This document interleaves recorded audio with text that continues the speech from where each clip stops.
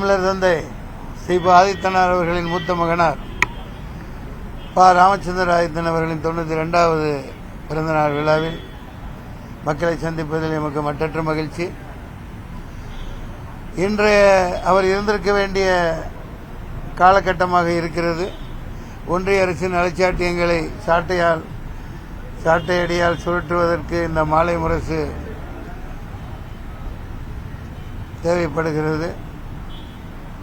அன்னாரின் புகழ் ஓங்குக. இனி வரும் காலங்கள்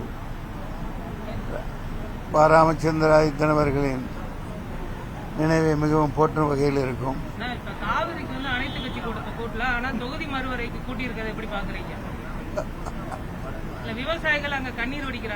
எங்க கண்ணீர் வடிக்கிறாங்க? விவசாயிகளின் துயர் துடைக்கணும். யாரா இருந்தாலும் சரி, காவேரி தண்ணி ஜூன் மாசத்திலே வந்திருக்கணும். வரல. அது ஏக இந்தியா ஏர்போர்ட் இந்தியான்னு பண்ணிட்டு இருக்கிறது யாரு? தூக்கி போட்டு மிதிங்க. நீங்க கேள்வி கேளுங்க. சொட்டு தண்ணி விட முடியாது அப்படிங்கிறானா? எதுக்கு சொல்றான்? அப்புறம் என்ன ஏக இந்தியா? அவங்க அப்பமுட்டு சொத்தா?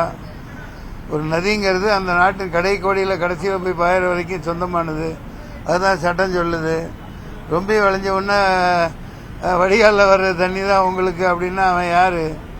அங்கே வாழ்ற 40 லட்சம் தமிழர்களுக்காக நம்ம பொறுத்து போறதுங்கிறதெல்லாம் தேவையில்லாது. 2 நாளில் இங்கே எல்லாத்துக்கும் ரேஷன் கார்டு 2 கோடி பேர் கொடுக்கலையா? அவன் இந்திய குடிமகன் தானே. அதே மாதிரி அங்கே உள்ள தமிழனை காப்பாற்றுறது ஒன்றிய அரசின் வேலை தானே. அந்த தண்ணியை வச்சுட்டு எச்ச பழப்பு பழச்சிட்டு இருக்கிற அந்த நாதாரிங்களுக்கெல்லாம் முடிவு கட்டணும். ஒன்றிய அரசு உருப்படியாக அமையணும். அதுக்கு EVM ஒழிக்கணும். நன்றி, வணக்கம். இது போன்ற மக்கள் பிரச்சனையில அனைத்து கட்சிகளும் ஒன்று சேரணும் அப்படின்னு இங்கே ஒன்னதானே இருக்காங்க. இருக்க மாட்டேங்கிறாங்களா? கூட்டலையா? கூட்டிட்டா போகுது. கூட்டிடுவோம் அனைத்து கட்சி கூட்டத்தை. என்ன எந்த நாயும் கூப்பிடலையாப்பா? என்ன கூப்பிட்டா தான்ப்பா நான் கூட்டுறதுக்கு எல்லாத்தையும். என்ன கூப்பிட சொல்லு, எல்லாத்தையும் கூப்பிடுறேன் பார். இல்லப்பா, எனக்கு தெரியலப்பா.